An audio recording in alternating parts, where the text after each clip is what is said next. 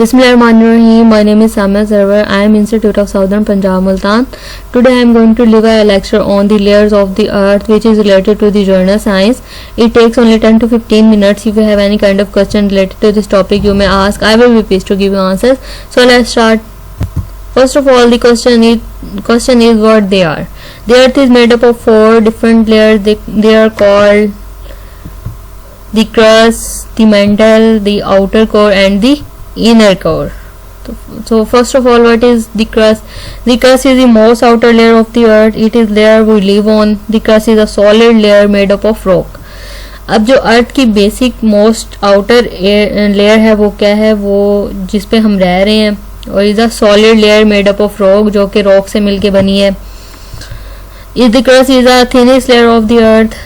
The crust is around 30 kilometers thick. The second word is the mantle. The mantle is the second most outer layer of the earth. The mantle is a really thick liquid layer made up of molten rocks. अब जो the crust है वो किससे मिलके बनी है, वो is a solid layer जो कि रॉक से मिलके बनी है. And the mantle is a thick liquid layer that is made up of molten rocks. The mantle is sometimes called a plastic layer instead of liquid. अब molten rocks हो जिसको हम लावा भी कहते हैं, तो is the second most thicker layer of the earth. The mantle is the thickest layer. The mantle is 3000 kilometers thick. The mantle is next to the outer core. The heat from the outer core makes the part of the mantle closest to the outer core be hotter than the rest. The part of the mantle that is hotter is lighter, so it floats to the top and cools. After it has cooled, it sinks again because it is heavier. This makes currents in the mantle that moves the crust above around. The third one is the outer core. The outer core is the third most outer layer of the earth. The outer core is a liquid layer made of molten iron and nickel. अब वो जो है molten उससे बन के मिलके बनी थी. जो अब जो थर्ड लेयर है हमारी अर्थ की, वो किससे मिलके बनी है, वो मोल्टन आयरन एंड निकल से मिलके बनी है. The outer core is 2266 kilometre thick. And the last one is the inner core. The inner core is the center layer of the earth. It is solid layer made up of nickel and iron. It is 250 to 400 kilometer thick. It is hottest layer of the earth. The inner core is solid even though it is the hottest layer of the earth. The inner core stays solid because there is so much weight on it. It is little bits that make it up, no more room to move. अब inner core में जो वो solid particle है उसमें, क्योंकि there is no space to move on, को उनके जो पार्ट उसको मूव करने के लिए वहाँ पे जगह नहीं है, इसलिए वो जो है उसका जो वेट है वो उतना ही है जितना वो हैवी है. Here come rocks, mineral and soil of earth, which is related to journal science.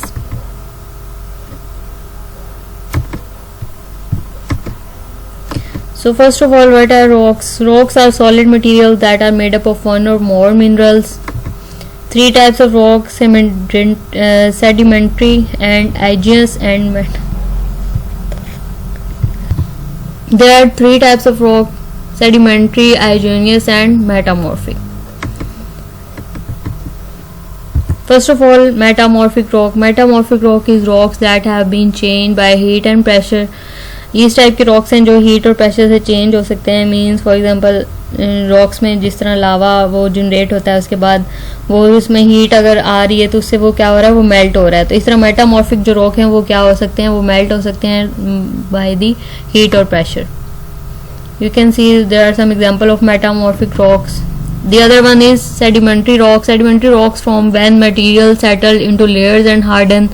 Any rock can become sedimentary if at the surface. अब कुछ चीज़ें जैसी होती हैं कि आप एक पत्थर के ऊपर दूसरा पत्थर आता है तो वो प्रेशर से जो है वो सेटल डाउन हो जाती हैं. इस टाइप की जो रॉक्स होती हैं उनको कहते हैं सेडिमेंट्री रॉक्स. तो उससे क्या होता है कि इस तरह पहाड़ भी बन जाते हैं काफ़ी. जब एक पत्थर के ऊपर दूसरे पत्थर गिरते जाते हैं तो उसके बाद वो एक माउंटेन की शक्ल इख्तियार कर लेता है. The other one is igneous rocks. Igneous rocks is a rock that was once melted but has cooled and hardened. Hot lava comes out from within the earth and it is igneous rock once cooled. अब hot लावा जो है वो जब ज़मीन के अंदर होता है तो वो कूल्ड होता है, उसके बाद जब वो सरफेस आ जाता है. फॉर एग्जांपल अब ये इस टाइप की अगर कोई चीज़ बनी हुई है तो एक बार जब इसको बना रहे होंगे तो उस टाइम ये इस कूल थे, उसके बाद अब ये एक प्रॉपर शक्ल में आ गई है. किसकी वजह से? हीट की वजह से. There are some ways to identify rocks. We can identify by texture, by color, by size and hardness. अब हम रॉक्स को जो है बाय टेक्सचर जो आइडेंटिफाई कर सकते हैं, उनके कलर से भी आइडेंटिफाई कर सकते हैं कि डिफरेंट टाइप के रॉक्स होते हैं, उनके डिफरेंट टाइप के कलर्स होते हैं, उनका साइज जो है वो डिफरेंट होता है, उनकी जो हार्डनेस होती है वो डिफरेंट होती है. Here come minerals. What are minerals? Minerals are solid natural made objects that have never been alive. Minerals can be rock like or metals. अब हमारे पास डिफरेंट टाइप्स के जो मिनरल्स होते हैं. Here come a question that how are rocks and minerals different? Rocks are made up of minerals. Minerals are within all rocks. The minerals in rocks are what makes rocks look different from other rocks. अब जो है अगर हम बात करें कि rocks जो है वो मिनरल से डिफरेंट क्यों है, तो मिनरल जो है वो विद इन रॉक्स होते हैं, इसलिए जो है वो उससे डिफरेंट होते हैं, यानी कि वो उससे रिलेटेड हैं लेकिन डिफरेंट है. What is the main difference between rocks and minerals? Minerals usually very pretty, rocks not pretty. अगर हम मिनरल्स को देखें तो वो देखने में बहुत ज़्यादा अच्छे लगते हैं, जो रॉक्स हैं वो इतने ज़्यादा अट्रैक्टिव या अच्छे नहीं होते. Has a shape, has no shape. जैसे पहले भी हमने शेड्स ऑफ मेटल्स पढ़ी थी, उसमें हमने उनकी जो प्रॉपर्टीज थी वो पढ़ी थी कि वो किस तरह से एक दूसरे से डिफरेंट है, रिजिड स्ट्रक्चर है, शेप और साइज वॉल्यूम का डिफरेंस है. इस तरह रॉक्स एंड मिनरल्स में भी इस तरह डिफरेंस है कि अब मिनरल जो है may contain crystals and rocks have no crystals. अब हम अगर क्रिस्टल्स की बात करें, फॉर एग्जांपल मिनरल में डायमंड है तो उसके क्रिस्टल्स होंगे और वो देखने में भी अच्छा लग रहा होगा, उसकी एक प्रॉपर शेप होगी डायमंड की, जो एक प्रॉपर शेप में उसको कन्वर्ट कर देते हैं. लेकिन जो मिनरल है उसकी नो क्रिस्टल, उसमें जो है क्रिस्टल नहीं होंगे. Will not contain fossils and may contain fossils. अब इसमें मिनरल्स में क्या होगा कि उसमें फॉसिल्स नहीं होंगे और उसमें रॉक्स में हो सकते हैं. और minerals colour is mostly the same and may have many colours. अब रॉक्स के आपने देखा कि डिफरेंट टाइप की, जो अगर आप पहाड़ों की बात करें, डिफरेंट टाइप की अगर आप पहाड़ी इलाके में जाते हैं तो वहाँ डिफरेंट टाइप के पहाड़ होते हैं, लेकिन जो मिनरल्स हैं it have mostly the same colour. The other one is fossils. So what are fossils? A fossil is a mark or the remains of something that was once alive, once living. अब fossil जो है वो क्या है, जैसे fossil हम कहते हैं बची हुई चीज़ को, जो एक चीज़ जो पहले कभी अलाइव थी लेकिन उसकी जो बकाया जात हैं जो अब हमें मिलती हैं. जैसे हम हिस्ट्री में बात करें, डिफरेंट टाइप की डिस्कवरीज हुई थी, उसमें जो कुछ चीज़ें हैं, जैसे अब आप डिफरेंट प्लेसेस की बात कर सकते हैं, जैसे मोहनजोदड़ो, हड़प्पा और इस टाइप की चीज़ें हैं. अब उसमें क्या है, पहले कोई प्रॉपर फॉर्म में थी लेकिन अब उसकी जो है कुछ चीज़ें बाकी बच गई हैं जो कि टाइम के साथ ख़त्म होती गई और हमारे पास जो रिमेनिंग्स हैं वो बहुत ज़्यादा कम बची हैं. There are 4 types of fossils: mold, cast, trace and true form. What is mold fossil? A mold fossil is an impression made in substance. It is not the actual living organism but an impression. The picture is a mold fossil of a leaf.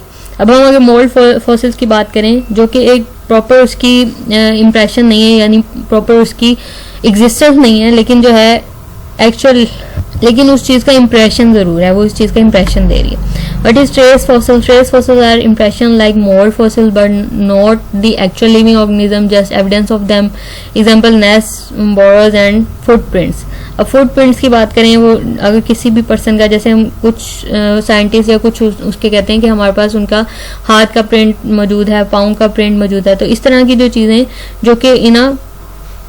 जो कि हमें history से मिलती हैं, कुछ ऐसी चीज़ें, तो वो is a type of trace fossil.